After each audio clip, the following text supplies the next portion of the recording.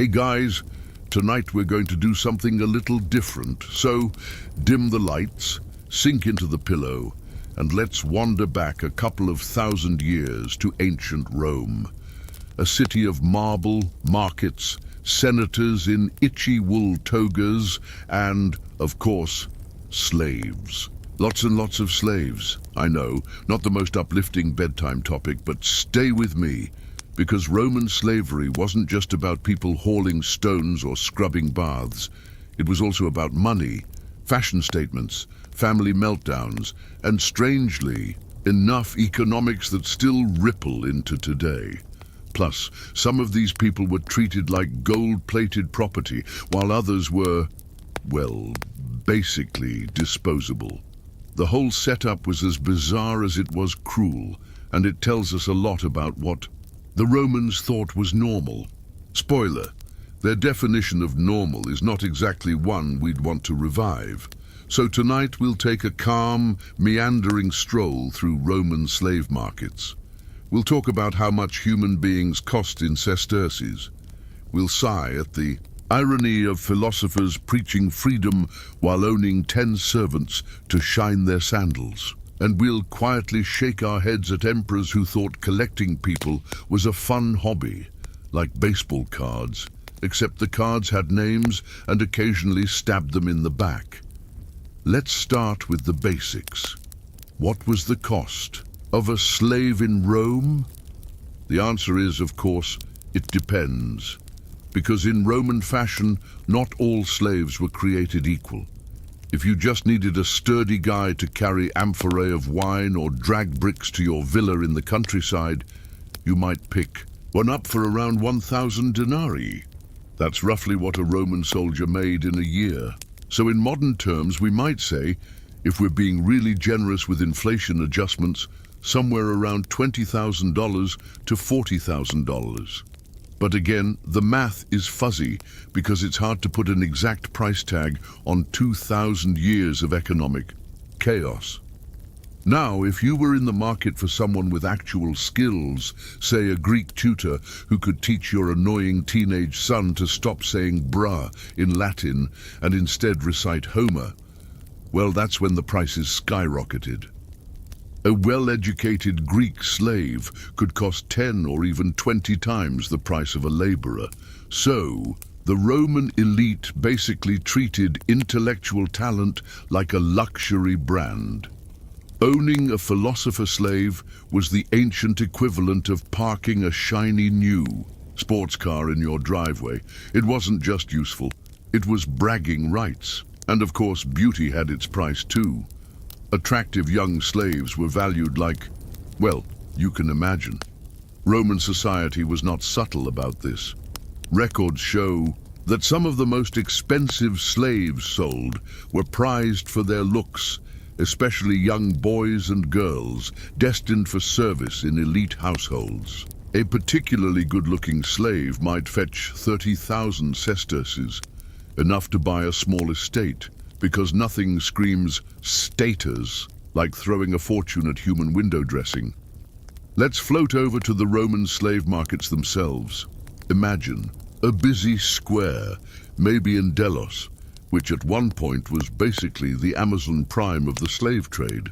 People crammed into stalls, auctioneers shouting prices, men with ledgers scribbling down sales. Slaves stood there, sometimes with placards around their necks listing their skills, or lack thereof. Things like, knows carpentry, can cook, doesn't talk back much. Yes, they actually did this. Buyers wanted to know what they were getting, so sellers advertised qualities as if humans were second-hand donkeys. Even defects were listed. Poor eyesight, tendency to run away, bad temper. It's grim, but also eerily bureaucratic. And here's a depressing detail. Newly arrived slaves from foreign wars were often sold in bulk. Straight off the ships, still dazed from being captured, marched to the marketplace and sold at rock-bottom prices. A little like a buy one, get one free deal, except instead of socks, it was traumatized Gauls. Now, slaves weren't just an urban thing. They were everywhere, on farms, in mines, in workshops. The mines were the absolute worst. Roman writers even admitted that sending a slave to the mines was a death sentence.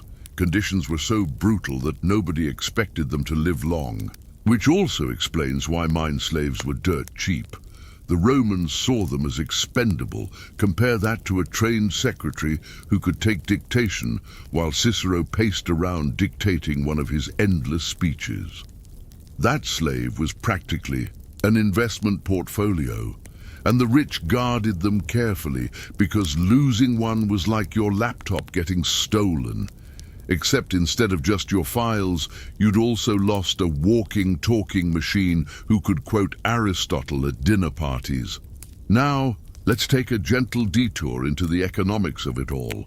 Rome ran on slaves. The entire system was so dependent on enslaved labor that even middle-class families sometimes scraped together enough cash to buy one or two.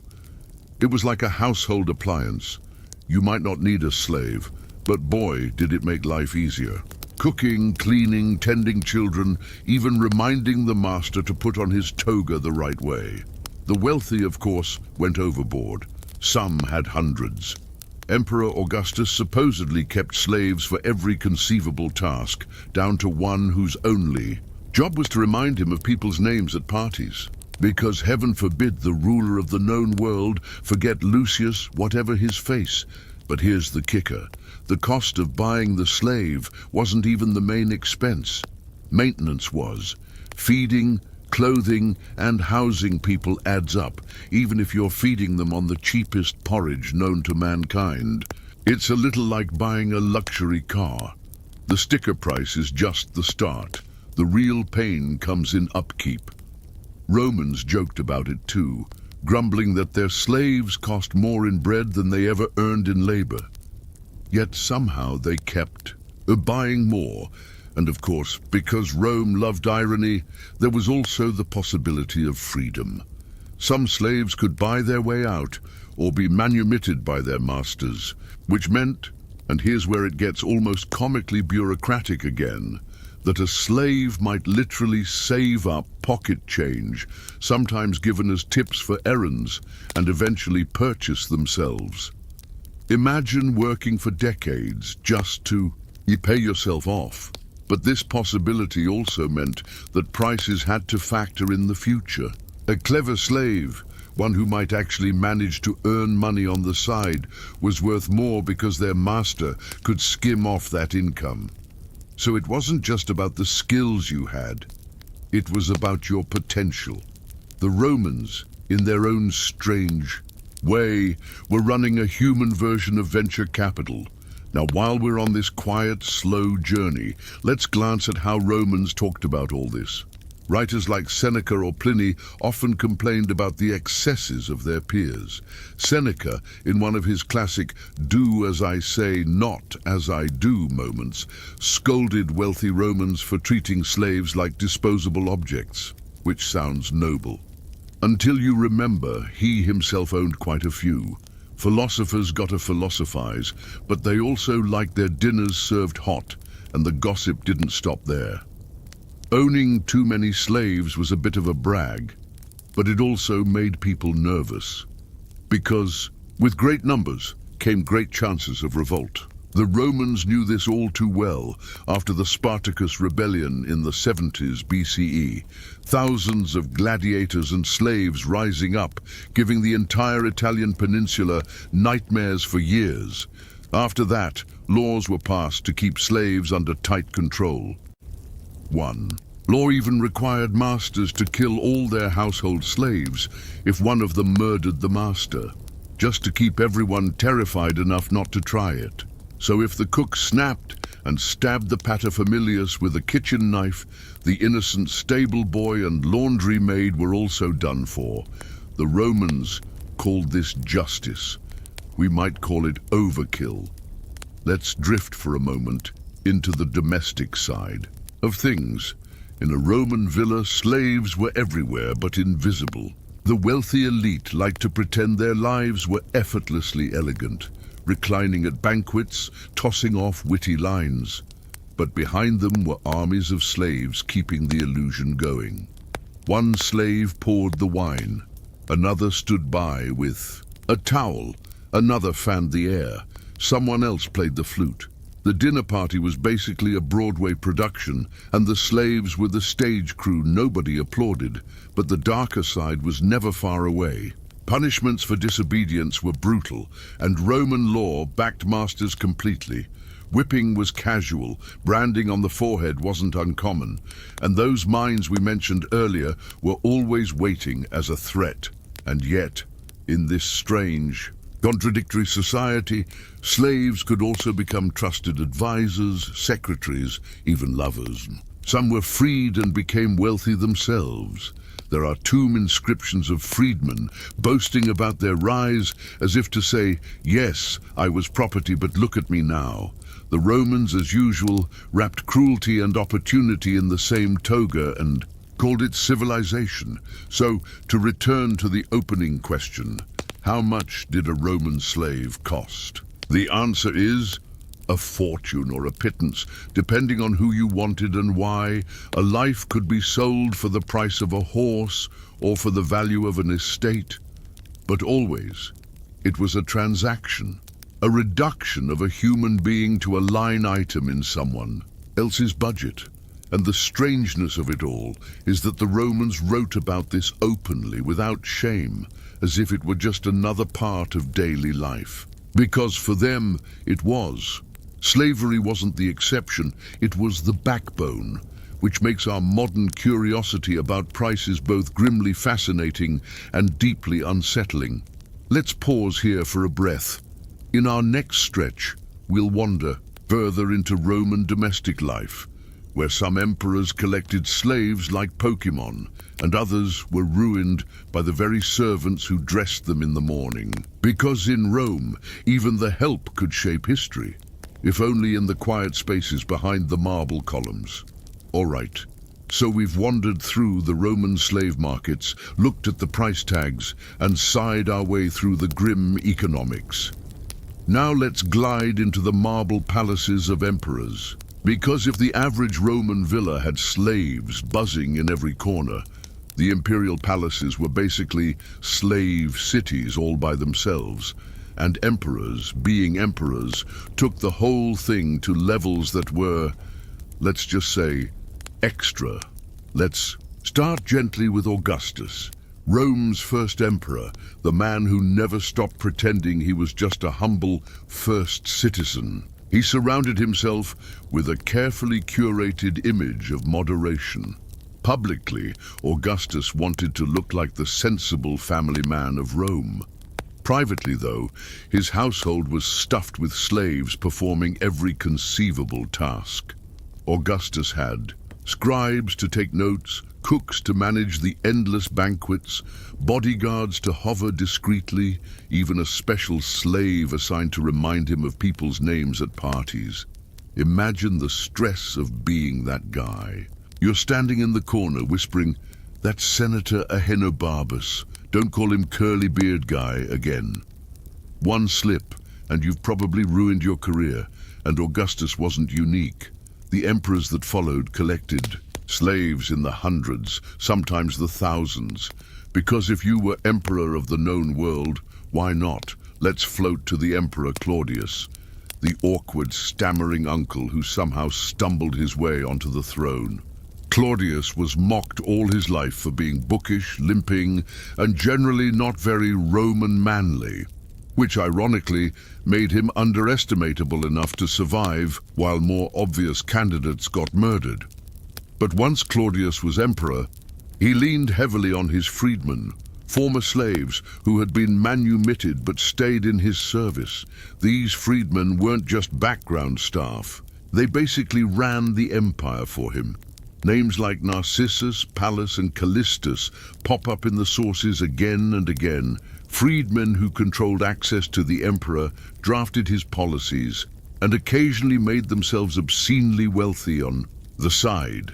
Imagine the Roman elite's outrage, noble senators with 10 generations of pedigree, forced to grovel before an ex-slave named Narcissus just to get an audience. deliciously humiliating. Of course, it also made Claudius look weak. People whispered that he was a puppet, and his freedmen were the real power, which wasn't entirely wrong. But then again, given the number of senators who ended up plotting assassinations, maybe trusting the ex-slaves wasn't the worst idea.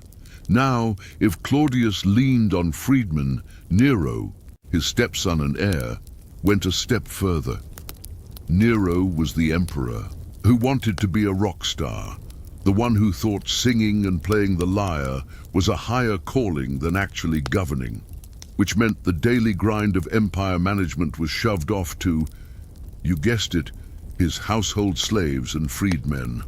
Nero's tutor and advisor Seneca, yes, the same Seneca who wrote endless essays about virtue while cashing in on imperial favor, worked closely with a freedman named Burrus, who commanded the Praetorian Guard. Together, they basically babysat Nero in his early years, but as Nero aged into full-blown egomaniac mode, he increasingly surrounded himself with a different type of slave, entertainers, artists, sycophants. He even staged performances where his slaves were forced to be his adoring audience. Picture the scene, Nero on a stage singing badly, while rows of household staff clap politely, because not clapping was, let's just say, not career advancing. And here's the kicker. Nero also had an enslaved boy named Sporus, who he had castrated, dressed as a woman, and then ceremonially married. Because apparently, in Nero's mind, that was a perfectly normal way to fill a slow weekend. So when we talk about emperors and their slaves, we're not just talking economics anymore. We're talking about warped personal lives on display, in ways only the Romans could manage. Let's glide over to Hadrian for a moment, the bearded, travel-obsessed emperor. Unlike Augustus or Claudius, Hadrian is remembered for two things: building walls and falling hopelessly in love with a Greek teenager named Antinous. Now, Antinous wasn't technically a slave. More likely he was a free youth who caught the emperor's eye. But the dynamic was very much the same. Hadrian treated him like a personal possession, showering him with affection, dragging him along on endless imperial road trips. And when Antinous drowned in the Nile, the circumstances remained suspiciously vague. Hadrian went into full meltdown. He deified the boy, built statues of him across the empire, even founded a city in his name. Romans were scandalized, of course, but the whole saga highlights how blurry the line could be between slave, companion, lover, and status symbol. Whether Antinous was legally free or not almost didn't matter. Hadrian treated him the way other emperors treated prized slaves, as both human and collectible. Now, let's not forget the practical side. Emperors also needed slaves for security. Paradoxically, though, the people closest to them, the ones dressing them, feeding them, carrying messages, were often the most dangerous. Because slaves overheard everything, and sometimes they whispered it to the wrong ears. Take the case of Domitian, one of the more paranoid emperors. He trusted almost no one, but he still had to let slaves into his chambers. And it was a conspiracy involving palace staff that eventually led to his assassination. His own chamberlain Parthenius reportedly helped arrange it. Talk about workplace betrayal. The irony, of course, is that the emperors couldn't live without their slaves, but living with them was equally risky. You needed people to dress you in the morning, but any one of them might also be sharpening a dagger on the side. A real lose-lose situation. Let's drift for a while on the theme of luxury.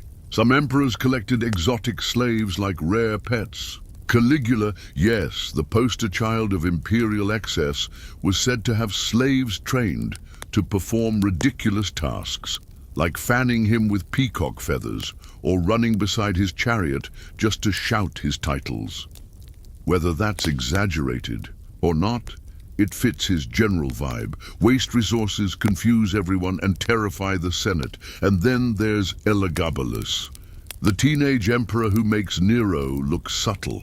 He surrounded himself with attendants for his endless banquets, where he'd serve dishes so bizarre, like meals made entirely of beans or nothing but desserts, that the slaves probably spent hours scrambling to keep up with the nonsense. Elagabalus also made his slaves participate in elaborate pranks on his guests, like releasing lions under the dining couches. The fact that none of his staff killed him sooner is kind of impressive. Now, what about cost at this level? The records are patchy, but we know emperors didn't really buy slaves in the ordinary sense once they were on the throne. War captives flowed into the palace as a matter of course. Spoils from campaigns were sent back to Rome, and the emperor got first pick. Beautiful captives, skilled artisans, cooks from foreign lands, all of them ended up in imperial service, which means that while ordinary Romans had to budget carefully to buy a cook or a secretary, emperors were basically running on an unlimited supply. And like anyone with unlimited supply, they didn't always value what they had. Still, there were exceptions. Some emperors became genuinely attached to certain slaves. Marcus Aurelius, the philosopher emperor, mourned deeply when his tutor slave, who had raised him since childhood, passed away. In his meditations, he even reflects on the man's character, praising his kindness and patience. It's one of the rare moments where you see a Roman emperor treating an enslaved person as more than just property. Of course, Marcus Aurelius still owned plenty of other slaves. Stoic philosophy didn't exactly extend to abolishing the system, but at least he noticed individual humanity, which puts him ahead of half his predecessors. The bigger picture, though, is this. Slaves in the imperial household weren't just background noise. They were power brokers, lovers, scapegoats, assassins, confidants, and everything in between. The empire may have been ruled by emperors, but it was also, in a very real sense, run by the slaves who oiled the machinery day by day. And the cost? Well, the emperors weren't paying with sesterces. They were paying with trust, loyalty, and sometimes their own lives, because a slave could make you look impressive at a banquet or slip poison into your cup when they'd finally had enough. Let's exhale here.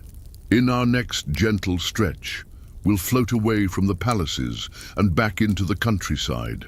We'll explore the slaves on Roman farms, the estates that churned out wine and olive oil, and the quiet misery of those who never saw the marble shine of the capital. Because while imperial slaves might whisper in emperors' ears, the vast majority toiled in silence, far from the gilded halls of power. So far, we've been wandering around Rome's marble palaces, peeking in on emperors and their entourages of overworked slaves. But most Roman slaves didn't live anywhere near the glitter. No lyres, no banquets, no awkwardly clapping for Nero's performances. The reality for the majority was out in the countryside, farms, vineyards, olive groves, and if urban slavery was bad, rural slavery was worse. Much worse. Let's start with the Roman Villa Rustica. Picture a sprawling estate outside the city, fields stretching in every direction, and at the center, a complex of buildings. The owner probably only visited occasionally, maybe to enjoy a leisurely weekend of wine tasting and complaining about the weather. The day-to-day management fell to the villicus, the farm overseer, and the villicus, of course, oversaw slaves. Lots of them. The backbone of Roman agriculture was slave labor. Whether it was wheat for bread, grapes for wine, or olives for oil, the people doing the planting, harvesting, and processing were overwhelmingly enslaved. And it wasn't just a few helpers. Large estates might have hundreds, sometimes thousands. Imagine the logistics of feeding and housing that workforce, though housing is a generous term. Think more along the lines of crowded barracks, mud huts, or just anywhere you could shove people between shifts, the daily life of a farm slave was, let's call it, relentless. Early mornings, back-breaking work in the fields, carrying loads, threshing grain, pressing grapes. Tools were primitive, conditions were harsh, and punishments for slacking were immediate. The villicus had the authority to whip anyone who didn't move fast enough, and he was often a slave himself, which added a lovely layer of bitterness to the whole system. Nothing like being forced to torment your peers to earn slightly less torment yourself. Columella, a Roman agricultural writer, sort of the Martha Stewart of ancient farming, actually left us instructions on how to manage slaves. Spoiler, not great. He recommended chaining workers to keep them from escaping, feeding them just enough to function, and making sure they never had too much free time to plot. Because apparently, boredom was dangerous. Can't have enslaved people sitting around dreaming about freedom. Now here's where cost comes back into the picture. A field hand was cheap compared to, say, a Greek tutor. You didn't need him to recite poetry, you needed him to dig holes and not die too quickly, which meant estates often bought in bulk, especially after wars. Gauls, Spaniards, Thracians, anyone unlucky enough to be captured could end up bent over in a vineyard. And since they were cheap, owners treated them as disposable. If one broke down from exhaustion, you just bought another. Romans even had a chilling little phrase for this, instrumentum vocale, the talking tool. Slaves were tools that could talk, tools that wore out, tools you replaced. It's not exactly the romantic Tuscan vineyard vibe you might picture today. Let's float into the wine presses for a moment. Wine was big business in Rome. Everyone drank it, from emperors to soldiers. Producing, it was labor-intensive, and it was slaves who did the crushing, the pressing, the hauling of amphorae. Pliny the Elder, Rome's great collector of random facts, describes the process in detail, but he tends to glide over the part where human beings were knee-deep in grape pulp, sweating in the heat under constant watch. And the funny, or not, so funny, thing is that Romans prided themselves on the taste of their wines, debating vintages like modern sommeliers. Meanwhile, the people making the product weren't exactly being treated to fine dining. Most rural slaves lived on little more than coarse bread and thin porridge, maybe a splash of the wine they weren't supposed to drink too much of. The contrast is jarring, let's say. Now, olive oil. Rome used it for everything: cooking, lamps, bathing, even medicinal ointments. Olive groves stretched across Italy and the provinces, and again, slaves did the labor. Harvesting olives isn't easy. It involves climbing, shaking branches, beating fruit off trees with sticks. Then there's the grinding and pressing, which required heavy, repetitive muscle work. Imagine doing that day after day for years, with no choice in the matter. And again, because olives were valuable, estates bought massive numbers of slaves to keep production running. Records from Spain suggest some estates had hundreds working solely on oil. For the masters, it was liquid gold. For the slaves, it was just another endless cycle of labor. Now let's pause and talk about rebellions, because when you pack hundreds of desperate people together, armed with farming tools and a shared hatred of their situation, things tend to boil over. The most famous is, of course, Spartacus. He wasn't a farm slave, he was a gladiator, but many of the people who joined his rebellion were rural slaves. They poured in from the countryside, eager for any chance to fight back. For 2 years, Italy was in chaos with slave armies, defeating Roman legions, and while Rome eventually crushed the revolt, it left scars. After Spartacus, the Senate took rural slavery even more seriously as a potential threat. Owners were advised to keep slaves divided, to monitor them constantly, and if possible, to balance cruelty with just enough rewards to prevent uprisings. The ideal was fear mixed with dependency, a grim little recipe for control. Let's drift to the psychological side for a moment. Ancient authors sometimes described rural slaves as almost less than human. They were rustic, barbarian, incapable of refinement, which was convenient for justifying the abuse. If you convince yourself the people in your fields are little more than cattle, it's easier to sleep at night after chaining them to a plow.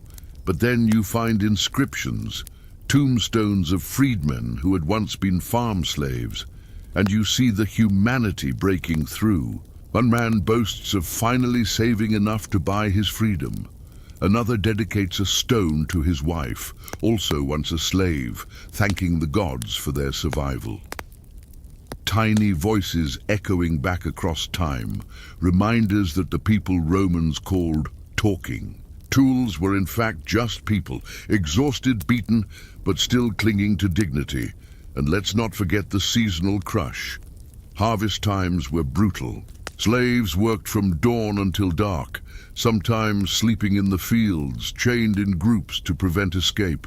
Supervisors carried whips. Food was rationed strictly. And if you collapsed, well, someone else would finish the job. Cato the Elder, another cheerful Roman farming guru, once advised masters to sell off old or sick slaves like worn-out oxen. No pensions, no retirement villas, just a human fire sale. Cato thought this was the practical way to run an estate. Practical, maybe. Humane, not so much. Now, some listeners might be wondering, did rural slaves ever earn their freedom, the way urban slaves sometimes did? The answer is rarely. Farm slaves usually had fewer opportunities to earn money on the side. Their isolation made manumission less common. A trusted household servant might get freed as a reward for loyalty, but a nameless laborer in the olive groves, not likely. There are exceptions, of course. A few lucky ones might rise to become overseers or be brought into closer household service. And from there, freedom was at least possible. But for the majority, the farm was a life sentence. Here's an ironic little contrast. Wealthy Romans loved to boast about their estates. They wrote poems about the beauty of the countryside, the gentle breezes, the golden harvests. They bragged about the taste of their wines, the richness of their oils. What they didn't write about, at least not in those glowing terms, was the invisible army making it all happen. It's as if you read a modern food blog that waxes lyrical about farm-to-table freshness, but conveniently forgets to mention the exploited laborers actually picking the crops. Same energy, just in Latin. So how much did a rural slave cost? Less than an urban one, usually. A hardy farm worker might be just a few hundred denarii, a bargain compared to a city tutor or secretary. But the true cost was measured in attrition. Owners expected to replace them regularly. Life expectancy was short, conditions harsh, turnover constant. It was an endless machine fed by conquest. And yet without that machine, Rome doesn't function. The bread that fed the city, the wine that fueled the banquets, the oil that lit the lamps, all of it flowed from estates powered by enslaved labor. The empire's marble shine was built on muddy fields. Let's pause here, take a long breath, and let the vines fade into the background. In our next stretch, we'll wander into the mines, the darkest corner of Roman slavery, where the work was so brutal that even Roman writers admitted it was a death sentence. If the farm was bad, the mines were worse. But that's for the next slow drift. So, we've walked through the villas, we've watched slaves crush grapes until their feet went numb, and we've sighed at the endless olive groves. Now it's time to slide into the darkest corner of Roman slavery, the mines. If the countryside was bad, the mines were the absolute bottom.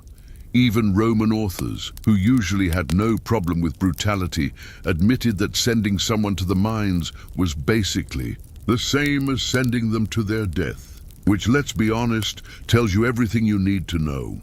Let's set the scene. Rome loved metal. Gold, silver, copper, iron. You name it, they wanted it. Coins, weapons, jewelry, pipes, even the lead that slowly poisoned their drinking. Water. All of it came out of the ground, and somebody had to dig it up. Spoiler, it wasn't senators with delicate hands. The mines were scattered across the empire, Spain, Gaul, the Balkans, Asia Minor. Some were open pits, others were deep underground, and they were almost entirely staffed by slaves, prisoners of war or condemned criminals. Because nobody volunteered for this job, daily life in the mines was a nightmare. Slaves worked in chains, sometimes in total darkness, hacking away at rock with primitive tools. Ventilation was awful, dust choked the air, and accidents were constant. Cave-ins, floods, toxic gases. Imagine working all day by the flicker of an oil lamp, breathing in lead fumes while the overseer shouted at you to dig faster. And the hours? Endless. Ancient sources say mine slaves worked until they collapsed, and then they were replaced. No weekends, no breaks, no chance of escape.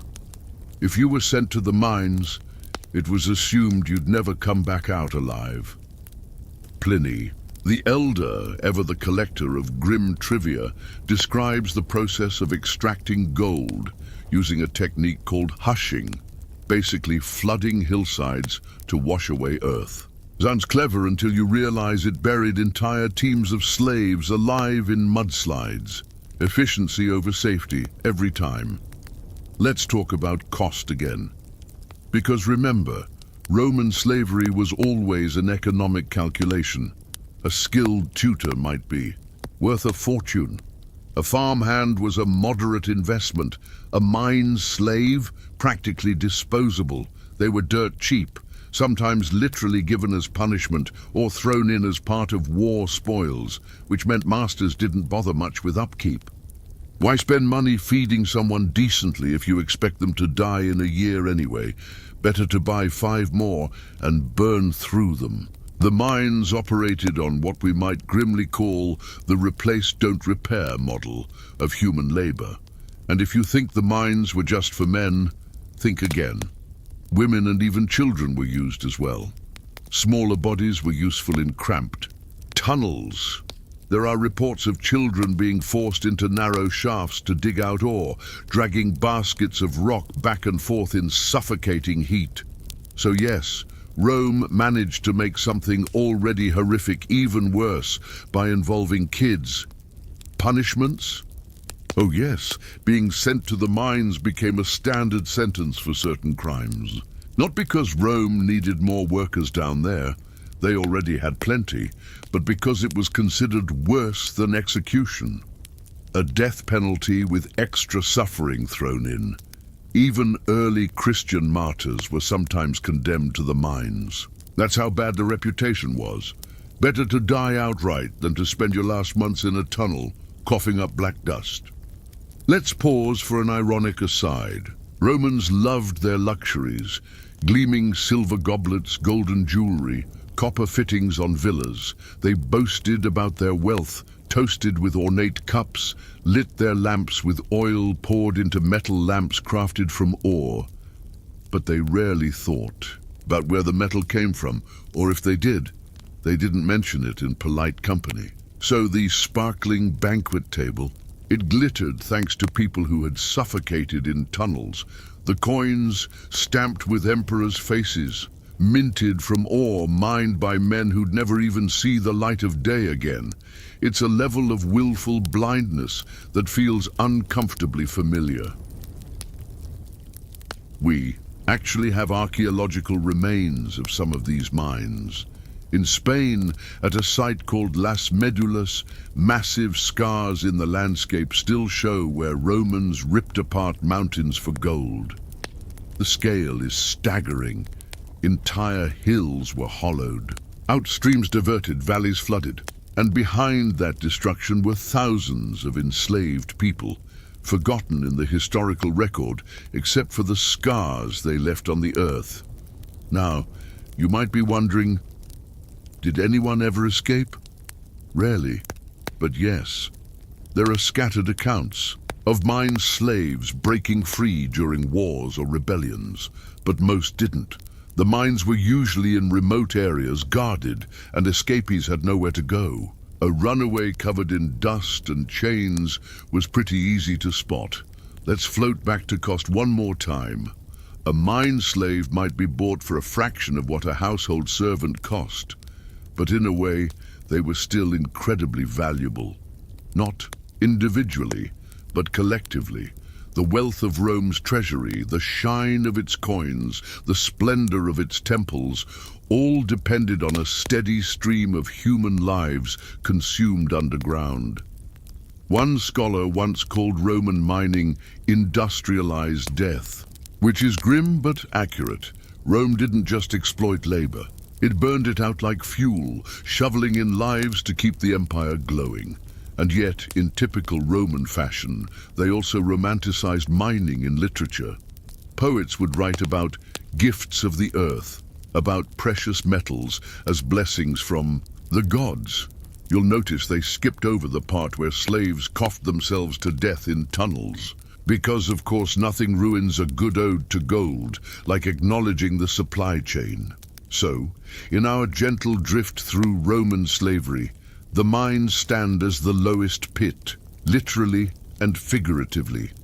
Farms were bad, households could be cruel, but the mines were the place nobody wanted to end up, and once you were there, your story was usually over. Let's take a breath here. In our next stretch, we'll drift back to the city, into the households of wealthy Romans, where slaves weren't just tools, but part of the family drama.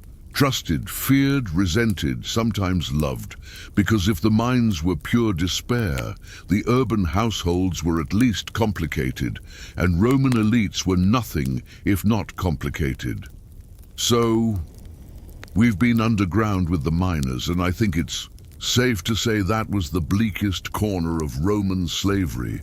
Let's ease ourselves back up into the sunlight of the city. Because while household slavery was still slavery, and still brutal, it at least had layers of irony, awkward intimacy, and frankly, a lot more drama. If the mines were despair, the households were soap operas.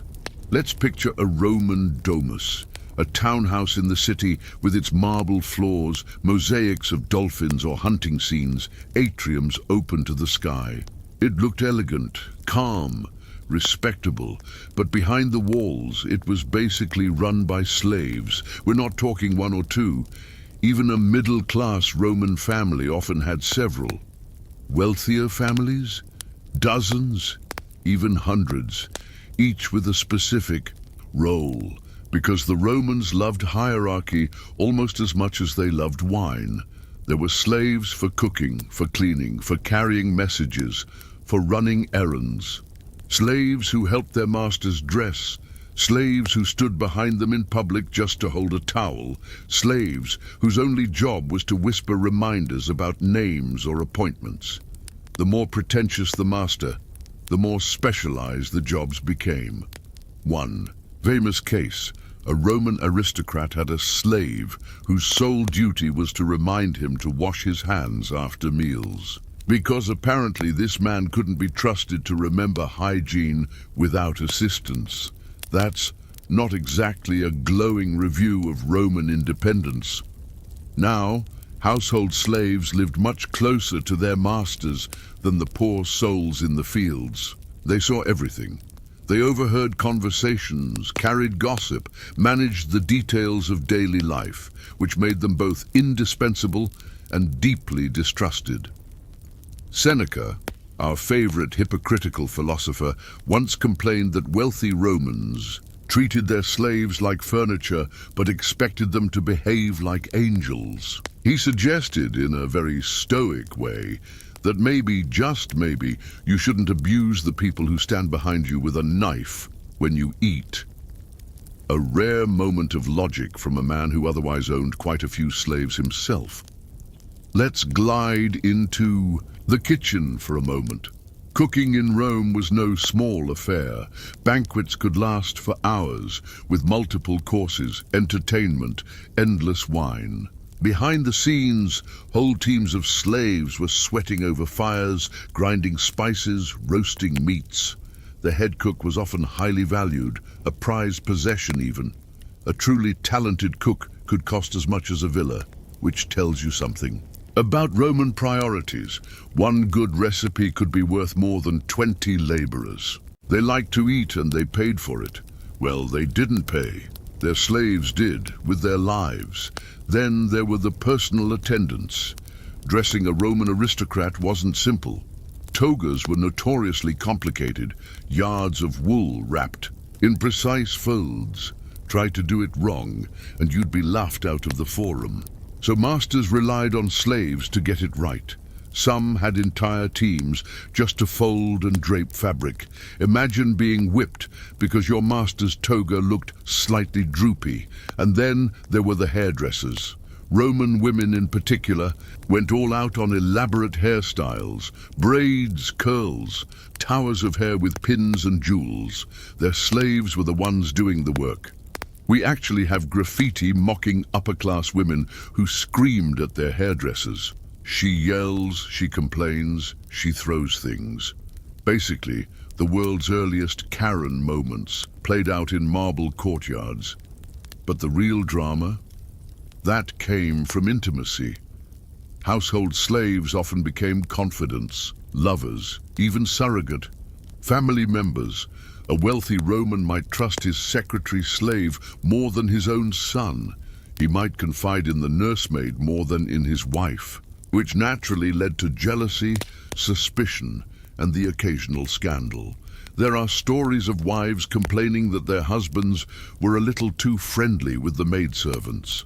Husbands grumbling that wives were taking advice from their female attendants, and children forming lifelong bonds with their wet nurses or tutors, sometimes stronger than with their biological parents. Which makes sense. If you're raised by someone from infancy, that's who you love. Masters might have wanted slaves to stay invisible tools, but human relationships don't follow clean lines, and that blurred the whole system. Let's talk about wet nurses for a moment. Roman mothers of the elite often handed their babies off to slave women for breastfeeding and early care, which means many Roman aristocrats literally grew up with the milk of enslaved women in their veins. That bond could last a lifetime.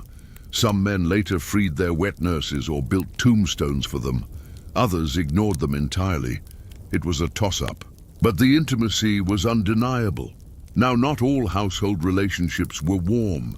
Some were vicious. Masters feared rebellion. Poison was the big worry. Household slaves prepared food, poured drinks, mixed medicine, which meant they had endless opportunities to slip something extra into the cup. Roman authors are full of anxious little notes about masters testing wine or switching plates at the last minute, just in case. There were also conspiracies. Household slaves sometimes joined assassination plots. After all, who else had such easy access? When Caligula was finally murdered, palace servants were at least complicit in letting the assassins through. When Domitian was killed, his own chamberlain was in on it. The people brushing emperors' cloaks and arranging their sandals were also sometimes sharpening daggers behind their backs. Then there's the issue of freedom. Household slaves had a much higher chance of manumission than rural ones. Why? Proximity. If you served loyally for years, masters might free you out of affection, or at least out of vanity. Freed household slaves often stayed on as clients, still tied to the family, but technically free. Some even rose to power, managing estates or finances. Remember Claudius's freedmen, Narcissus, Pallas, Callistus. They all started as household slaves. They ended up richer than most senators, which infuriated the elite, of course. Nothing annoyed an old Roman family more than bowing to a man whose grandfather had been somebody's property. Let's float into one of my favorite details. Slaves as walking post-it notes. Wealthy Romans sometimes had a slave whose entire job was to stand nearby with a notebook, ready to jot down anything the master said. Ideas, shopping lists, insults to hurl later. Everything. Imagine being reduced to a human notepad. You're just hoping your master doesn't sneeze while dictating, because you'll end up recording achoo for posterity. And yet, some of those notes became important documents. Letters, speeches, even philosophical treatises passed through the hands of enslaved secretaries.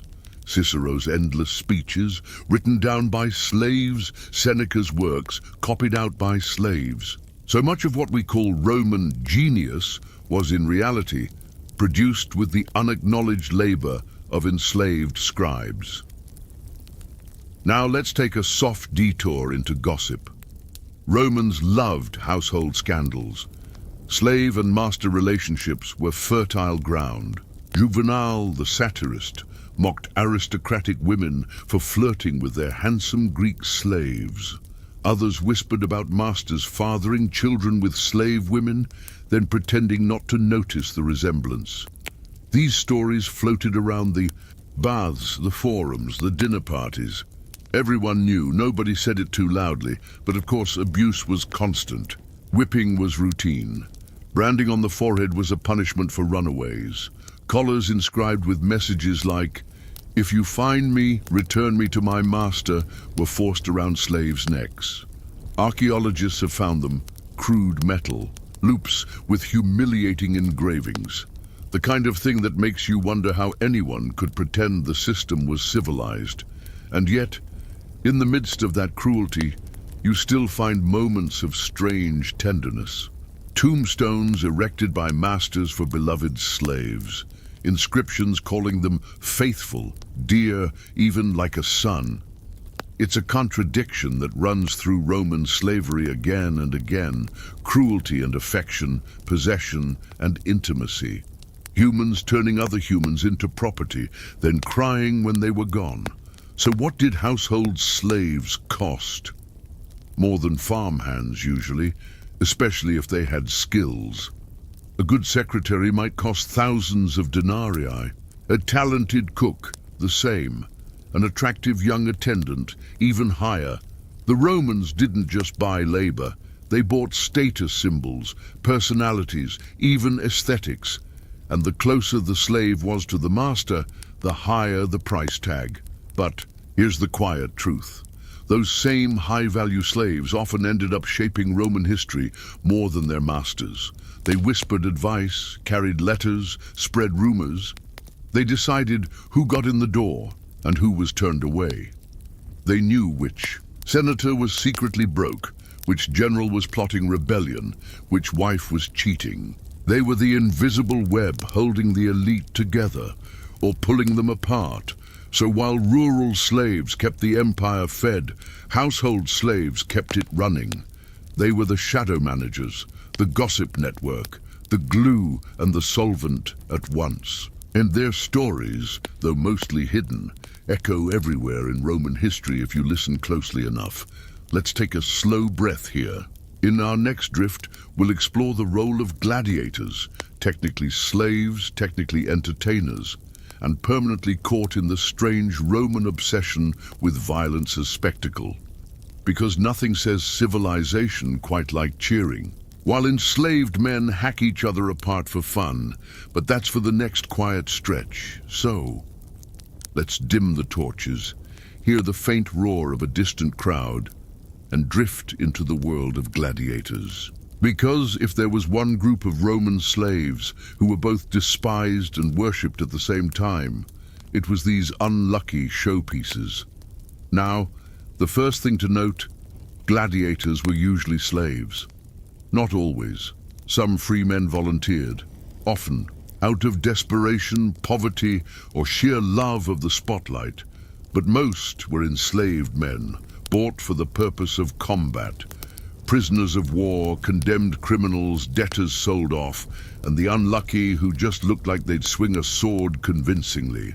They were purchased like livestock, then sent to gladiator schools. The most famous one was the Ludus Magnus in Rome, right across from the Colosseum. Imagine living in a dormitory where your job description is literally human entertainment device. And your boss is a lanista, a trainer who also functioned as a slave owner, manager, and part-time gambling bookie. Gladiator schools weren't fun. They were part prison, part gym, part barracks. The men were locked inside, chained at night, fed high-carb diets to bulk up, mostly barley, beans, and porridge. Romans actually mocked them as hordeari, barley men. Not exactly the glamorous steak and wine protein diet. They trained every day with wooden swords, shields, and drills. Grueling repetition, march, strike, parry, over and over until muscle memory replaced panic. Because the last thing a lanista wanted was a panicked slave running around like a startled chicken in the arena. That's bad for business. Now here's the irony: gladiators were slaves beaten into discipline. But once they stepped into the arena, they were adored. Crowds screamed their names. Women left them love notes. Some became sex symbols with graffiti on walls describing them as the delight of the girls or the sigh of married women. That's the paradox of Rome in a nutshell.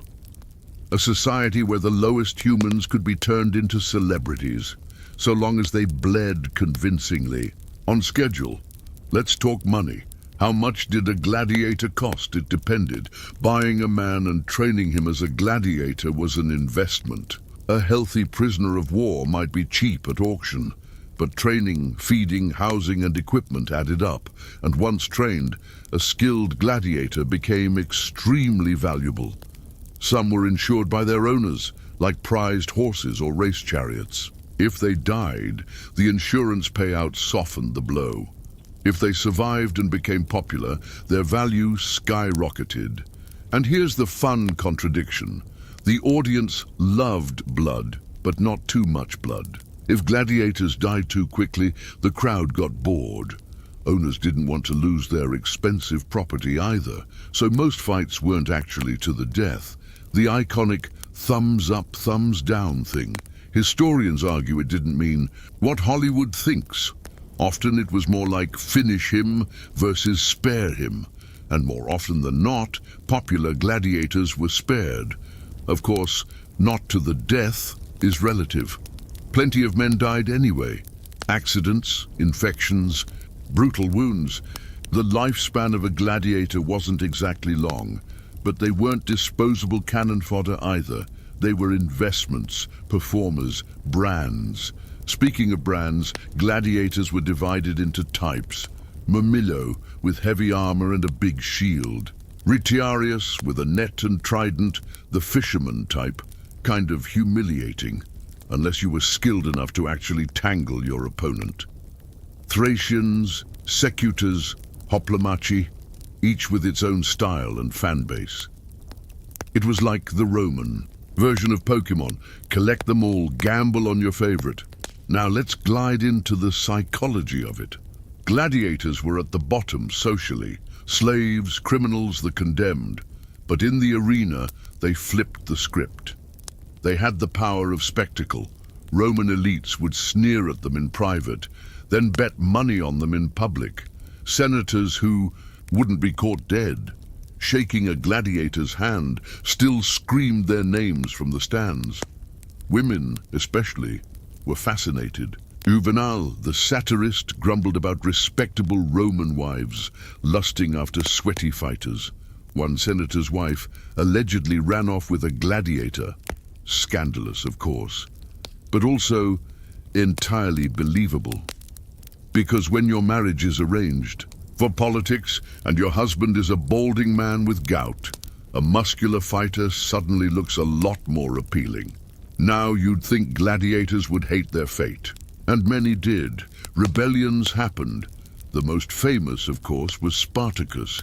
He was a Thracian slave trained as a gladiator who escaped, gathered an army, and terrified Rome for years before being crushed. His story became legendary, the ultimate nightmare of Roman elites, their entertainment turning into revolution. But not every gladiator dreamed of escape. Some leaned into the role, some even volunteered. These were usually desperate free men, signing contracts with Lanistae for a few years of combat in exchange for money, fame, or the thrill. Which means, yes, some Romans willingly enslaved themselves to be gladiators. The allure of the arena was that strong. And what about the economics of performance? Big games were funded by elites seeking popularity. Emperors used them as political propaganda. Julius Caesar once staged games so extravagant they nearly bankrupted him, but the crowd adored him. Augustus fine-tuned the system, making games regular, grand, and tied to imperial prestige. The bigger the spectacle, the more generous the sponsor looked. And who was footing the human bill? Gladiators, dragged from their barracks and told to perform. Now, gladiators didn't just fight humans, they fought animals too. Lions, bears, leopards, even crocodiles shipped from Egypt. It was part hunting, part slaughter, part theater. Spectacle over substance. And for the slaves involved, it was often suicide. A man with a sword against a hungry lion rarely had much chance. But for the Romans in the stands, it was peak entertainment. Because nothing says Saturday afternoon relaxation like watching someone mauled by an imported tiger. There's also this strange thing: gladiators had oaths. They swore to endure burning, chains, flogging, and death by the sword. It was ritualized submission. The Romans loved oaths, binding words, formal promises. For gladiators, it was basically saying, I accept being a disposable pawn in exchange. For food, a bed, and a chance at applause, which is grim, but also deeply Roman. Yet, gladiators weren't powerless. The crowd's love gave them leverage. A popular fighter could be granted freedom. The wooden sword, the rudis, symbolizing release. Some earned it after years of survival, others after one particularly brave or entertaining fight. That little piece of wood became the dream of every gladiator, a ticket out of chains. Of course, freedom didn't always mean happiness. Many freed gladiators had nowhere else to go.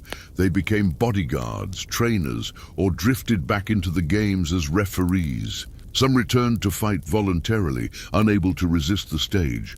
Like retired athletes making comebacks, except here, the comeback could mean decapitation. And the audience, they remembered their favorites like celebrities. Graffiti survives. With names scratched into walls, Celadus the Thracian, admired by the girls. Crescens, master of the arena. These weren't nobodies, they were rock stars of the sand. And yet, when the games ended, they still trudged back to their locked barracks, still slaves in chains. That's the contradiction that makes gladiators fascinating. They were property and performers, victims and celebrities, humiliated and adored. They lived short, brutal lives, but they left outsized echoes in Roman culture. So how much did gladiators cost? At first, not much. A cheap slave, a condemned criminal, but after training, after fame, after survival, they could become priceless. A star gladiator might be insured for thousands of denarii. A skilled fighter could bring in profits at every appearance. Some were worth more alive than entire farms of laborers, and yet at the end of the day, they were still men forced to swear an oath of death, kept behind walls, paraded for amusement. They were human contradictions, living reminders of Rome's obsession with turning cruelty into entertainment. Let's breathe out here. Next, we'll drift into another corner of Roman slavery: the intellectuals, the tutors, secretaries, and artists who shaped Roman culture while living as property, because nothing says civilization like enslaving the very people who wrote your philosophy books. So, we've talked about gladiators, those sweaty, muscled poster boys of Roman cruelty, but let's glide into a very different corner of slavery, one that smelled less like blood and dust, and more like ink, scrolls, and stale wine, the intellectual slaves. These were the brains for hire of Roman households, tutors, secretaries, doctors, accountants, scribes, librarians, philosophers. Basically, the people who kept the cultural machinery running, while technically being someone's property. And here's the delicious irony. Rome liked to think of itself as the heir to Greek wisdom.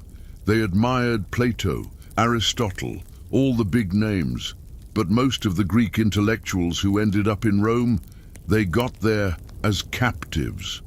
Rome conquered Greece in the 2nd century BCE, and suddenly shiploads of Greek scholars, teachers and philosophers were marched into Italy. Many were sold at auction. Yes, Socrates' philosophical descendants ended up explaining Homer to snotty Roman teenagers because they were bought and assigned the job. We're talking men who knew mathematics, astronomy, literature, rhetoric, highly educated minds, reduced to tutoring the son of some Roman senator who would rather be at the baths. Imagine being the equivalent of a tenured professor, then finding yourself forced to teach Latin grammar to a spoiled 8-year-old who throws wax tablets at your head. That was the reality of intellectual slavery. Now, Roman aristocrats loved the idea of having Greek tutors. It made them look cultured. Ah yes, my son is learning Homer from an actual Greek. Very fashionable. It was like modern billionaires hiring private chefs from Paris just to cook them scrambled eggs. A status symbol. Except, of course, the chef in this case was legally owned. And here's the kicker. Sometimes these slaves were more educated than their masters. Actually, let's correct that.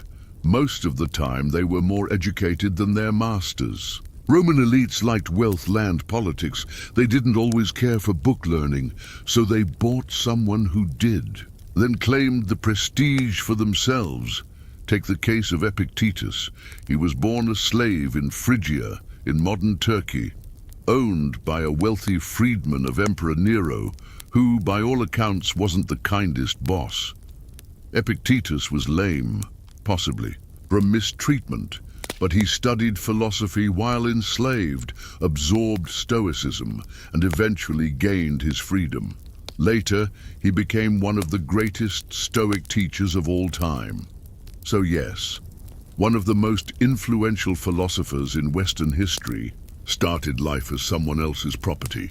Rome loved its irony. Or look at Publilius Cyrus, captured from Syria as a boy, enslaved, trained as a mime performer, which was basically the sitcom entertainment of the day. But he had such a sharp wit, the Romans freed him. He went on to become a writer of maxims. His sayings still survive, little nuggets of wisdom like, "The debt is always new to the debtor," or "It is a bad plan that admits no change." Snappy, almost Twitter-length observations. He started as property. He ended as literature, and it wasn't just philosophy or literature. Doctors were often slaves too. Wealthy households wanted their own medicus on hand. If you were a Greek physician unlucky enough to be captured, congratulations. You might spend the rest of your life diagnosing the gout of an overweight Roman aristocrat who never listened to your diet advice. Scribes were another big one. Rome ran on paperwork, contracts, wills, property accounts, tax records. All those documents had to be copied by hand. Enter the slave scribes, hunched over parchment for hours. No copyright, no credit, just eye strain and ink-stained fingers. They were essential, but invisible, like printers that never broke down, because you just whipped them if they did. And libraries. Rich Romans loved having private libraries. A room full of scrolls was the ultimate flex. But who actually copied, catalogued and maintained those libraries? Slaves. Rows of Greek and Latin texts didn't appear by magic. They were painstakingly reproduced by enslaved scribes, often in conditions that would make a modern grad student cry.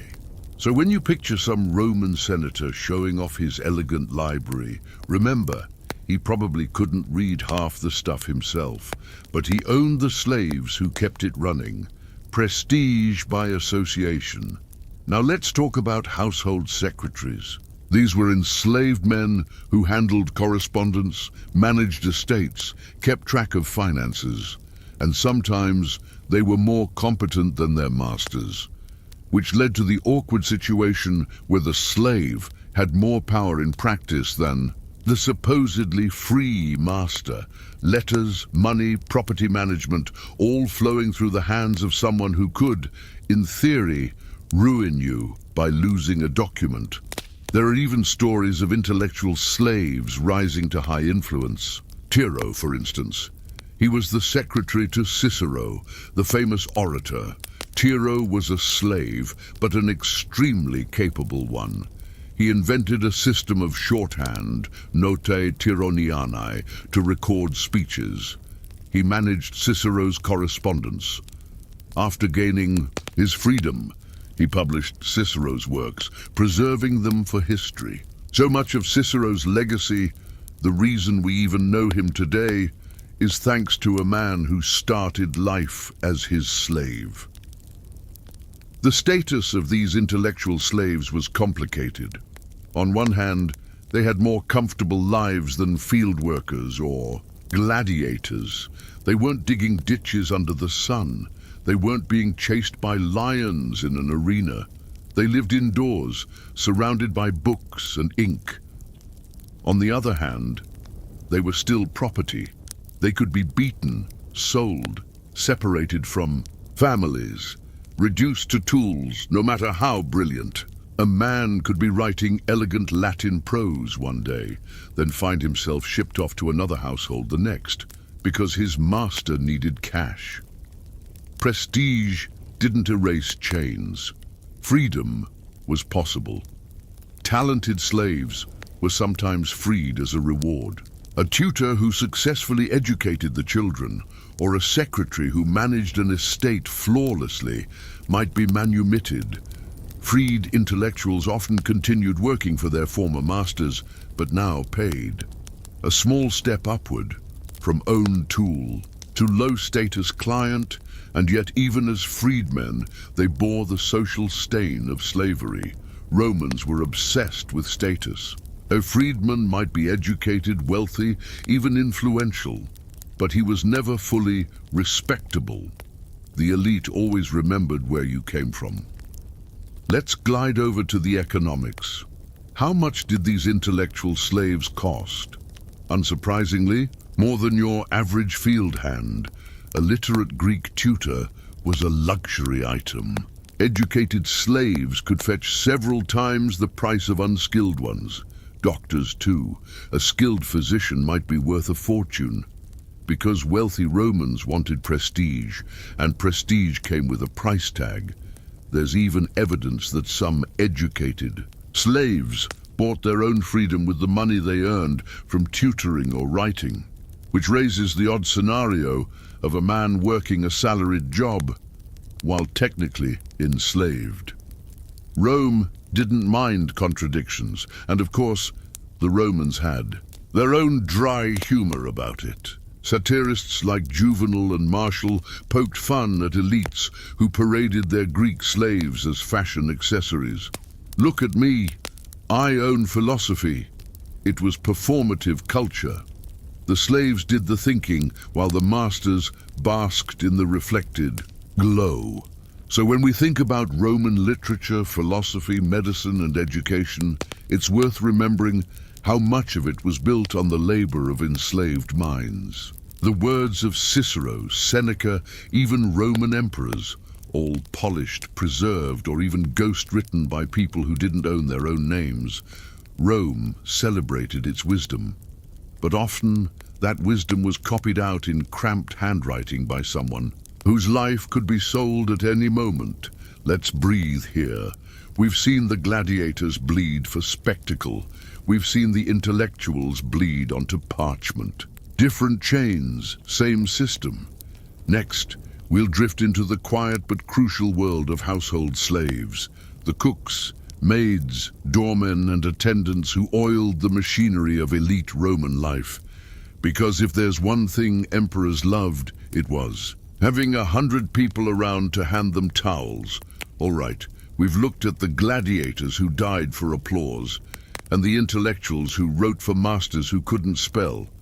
Now let's float into the most ordinary, and yet the most numerous kind of Roman slavery, the household slaves. If you picture a wealthy Roman home, a big domus in the city, or a villa sprawling across the countryside, you should also picture a small army of enslaved people moving quietly through the halls, opening doors, sweeping floors, lighting lamps, running errands, filling baths, preparing banquets. These were the everyday gears of Roman elite life. Without them, the whole display of aristocratic luxury would have ground to a halt. And there were a lot of them. Wealthy households might own dozens, the super-rich hundreds. Even emperors weren't satisfied unless they had more slaves than they could possibly name. Because in Rome, owning humans wasn't just about labor. It was about status. Let's take the doorman, the ostiarius. His job was to stand at the entrance, basically the ancient equivalent of a buzzer system. He controlled who came in, who left, and how much groveling they had to do in the process. Imagine being a slave, but your entire role is telling other people to wait outside until your master feels like seeing them. A weird kind of power trip, but not your power, of course.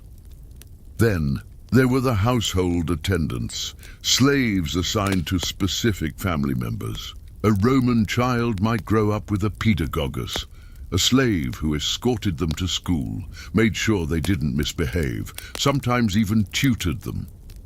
A Roman lady had her own personal attendants, dressing her, combing her hair, holding her mirror while she applied cosmetics. A wealthy man might have slaves whose only job was to help him put on his toga correctly. Because yes, the toga was such a ridiculous garment it took assistants to wear, and cooking. Roman banquets were legendary, not for taste, but for extravagance. Stuffed dormice, flamingo tongues, roasted boar served whole. Who cooked all this? Household slaves. Some became highly skilled chefs, capable of putting together feasts that impressed half of Rome. Their masters got the praise, the cooks got nothing.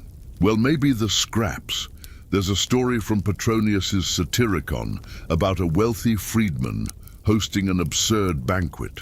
It's full of over-the-top dishes, gimmicks, animals carved into shapes. The underlying joke is that the host thinks he's sophisticated, but really it's the enslaved cooks and attendants who are doing the heavy lifting. The wealth speaks through them, but they're silent. Let's also appreciate the lamp slaves. Yes, some households had slaves whose job was to keep lamps trimmed and lit. Fire was dangerous. Oil lamps needed attention. You couldn't just leave them. So you assigned a person to make sure your evenings were always gently glowing. Imagine living your whole life as a human light switch. And the bath attendants. Romans were obsessed with bathing. At public baths, attendants, often enslaved, would oil the bather, scrape off sweat with a strigil, hand over towels, sometimes even massage. In private homes, it was the same. A Roman elite never had to touch his own sponge. There was always someone to do it for him, and hopefully not judge. Household slaves were often divided into ranks. The ones closest to the master had higher status. A personal secretary or trusted attendant could live in relative comfort. Kitchen workers and cleaners had it rougher. Punishments were harsher at the bottom. Rewards slightly more possible at the top. But no matter the rank, they were still property, which meant constant vulnerability. Ancient sources are full of grim anecdotes. A master could punish a slave for dropping a dish, for speaking out of turn, for failing to polish a bronze statue correctly. A rich man's whim was law. There's one infamous story about a man named Vedius Pollio, a friend of Augustus. He supposedly had a habit of feeding disobedient slaves to his pet lampreys. Yes, lampreys. Those eel-like fish with circular mouths full of teeth. The story goes that when one of his slaves broke a glass cup, Pollio ordered him thrown to the lampreys. Augustus himself intervened, horrified, and ordered all of Pollio's glassware smashed so no one could be punished for breaking it again. Did that actually happen? Hard to say, but the fact that Romans told the story shows what kind of cruelty they considered plausible. And then there were the bedroom slaves, personal attendants who helped with dressing and undressing. And sometimes, let's be honest, they were used for more than that. Roman elites didn't have to seek permission. If you owned someone, you owned their body. It was one of the darkest aspects of household slavery, one everyone knew about, but which the sources usually veil in coy phrasing. When ancient texts talk about a pretty boy slave or a lovely attendant, the implication is usually clear. Children born to enslaved women in these households were also automatically slaves, which means the system perpetuated itself. A cook's daughter might grow up folding laundry for the same master. A doorman's son might inherit the doorpost. Unless freed, their lives were mapped out from birth. And yet, household slaves could sometimes carve out niches of influence.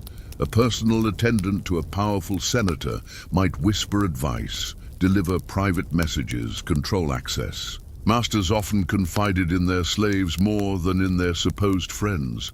After all, the slave was always there, listening, observing, absorbing secrets. Romans complained constantly about leaky slaves, the risk that household gossip would spread through the city, which of course it did. Slaves were the invisible postal service of scandal. Economically, household slaves were expensive, but considered investments.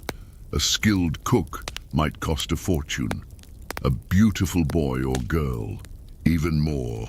Rome's obsession with specialization meant you could find listings for slaves trained as hairdressers, musicians, masseurs, even ones trained to recite poetry at dinner.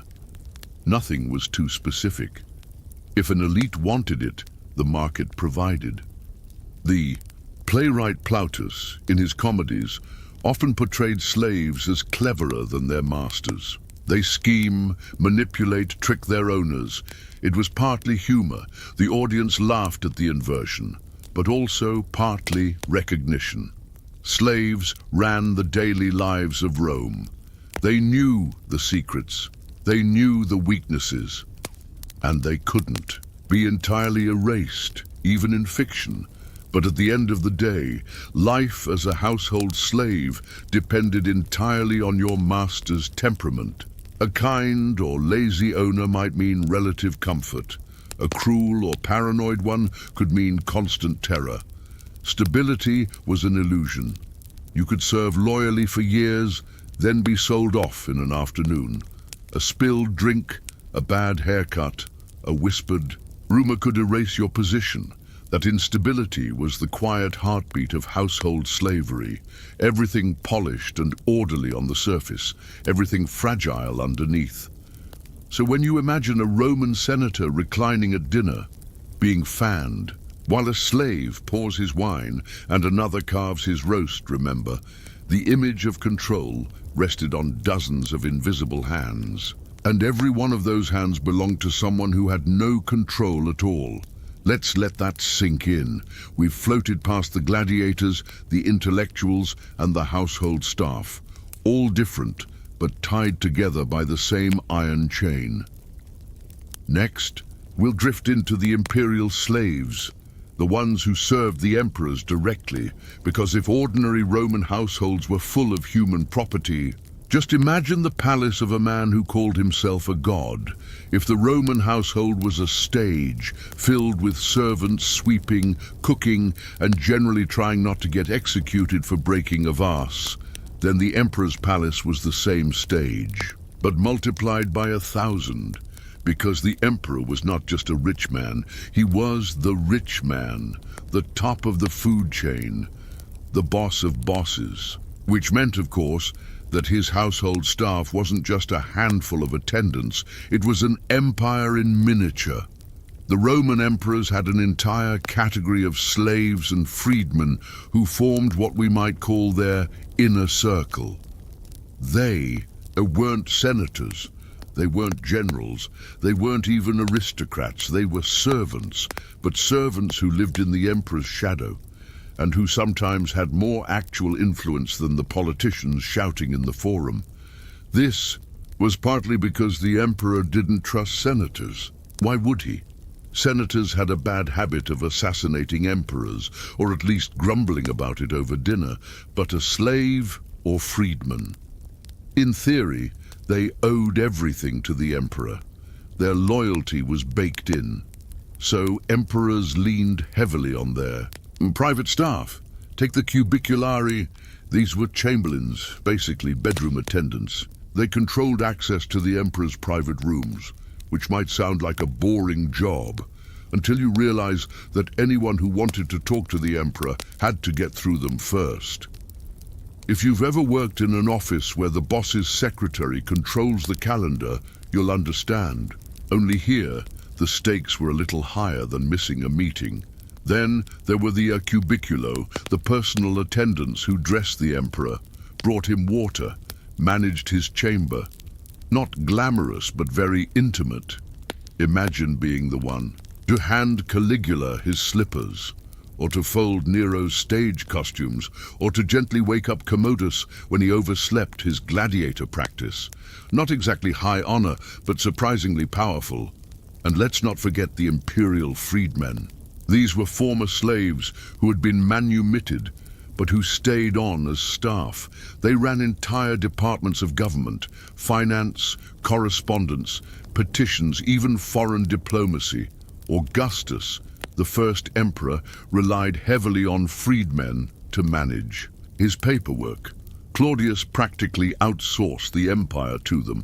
Claudius, in fact, is famous for being dominated by his freedmen and wives. Ancient historians love to mock him as a bumbling scholar who was constantly manipulated. Was that fair? Maybe not. But there's no denying that men like Narcissus, Pallas, and Callistus, all freedmen, had more political sway than half the aristocracy. Senators hated it.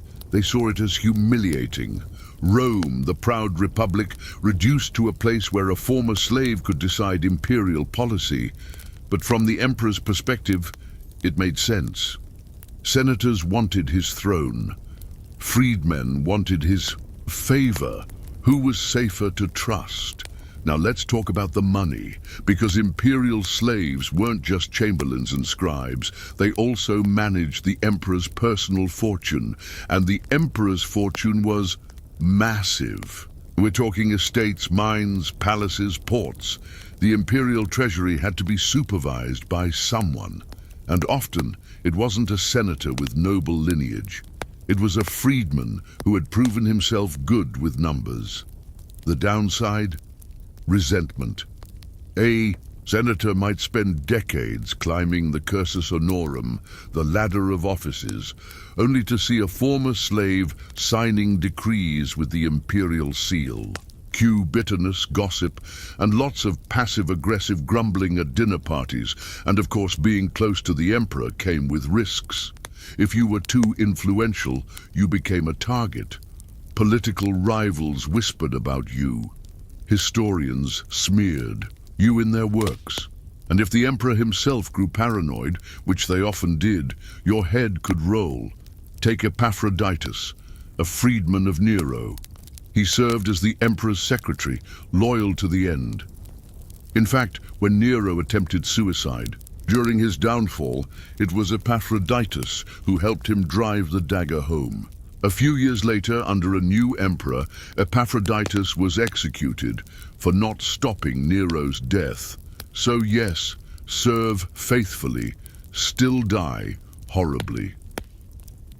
Classic Rome. Life in the palace was also bizarrely theatrical. The emperor's slaves weren't just workers, they were props in a show of power. When the emperor dined, dozens of attendants stood by silently. When he traveled, a retinue of slaves carried his baggage, set up his tent, managed his horses, and prepared his bath. Imagine trying to go camping, but with 100 people fussing over the placement of your tent flap. That was imperial life. And some emperors really leaned into it. Domitian, for example, insisted on being treated as a living god in his palace, which meant his attendants had to bow, whisper, and generally pretend he glowed in the dark. Elagabalus, ever the eccentric, filled his palace with luxuries and forced his staff to play along with his elaborate dinner party pranks. And then there was Commodus, who dressed up as Hercules, complete with lion skin, and expected his attendants to nod approvingly, as if this was perfectly normal. But let's not forget the darker side. Being close to absolute power meant being close to absolute danger. If the emperor was paranoid, his attendants suffered. If he was cruel, they were the first targets. A bad day for Caligula might mean random executions among his staff. A bad day for Domitian might mean being accused of conspiracy. A bad day for Commodus. Well, let's just say everyone had bad days when Commodus was around, and yet, for some, it paid off. Imperial freedmen could amass enormous wealth. They built villas, commissioned statues, and even sponsored public games. Legally, they were still marked by their slave origins. Social stigma never vanished, but wealth buys a lot of forgiveness, especially in Rome. So, the imperial household was a strange paradox. At once the most dangerous place to serve, and the most rewarding. A place where you could go from polishing sandals to advising emperors, from carrying water to carrying imperial secrets. It also shows us something larger about Roman society. Slavery wasn't just brute labor in the fields. It wasn't just chained miners or blood-soaked gladiators. It reached into every level of life. From the humblest farm to the imperial palace, the system touched everything. It warped relationships, politics, and even the flow of history, because sometimes the hand that signed an order wasn't the emperor's. It was the freedman holding the pen, and with that we've drifted all the way from the slave markets of Rome through the households, the arenas, and into the very heart of imperial power. It's a long, quiet journey through a world where humans were bought, sold, and bent into every role imaginable, sometimes tragic, sometimes absurd, always revealing. Let's pause here, let the lamps burn low, and leave the emperors to their restless sleep. We've covered the price tags, the jobs, the families, and the fate of Roman slaves, a whole universe of invisible lives. And maybe, just maybe, you're ready to drift into sleep yourself.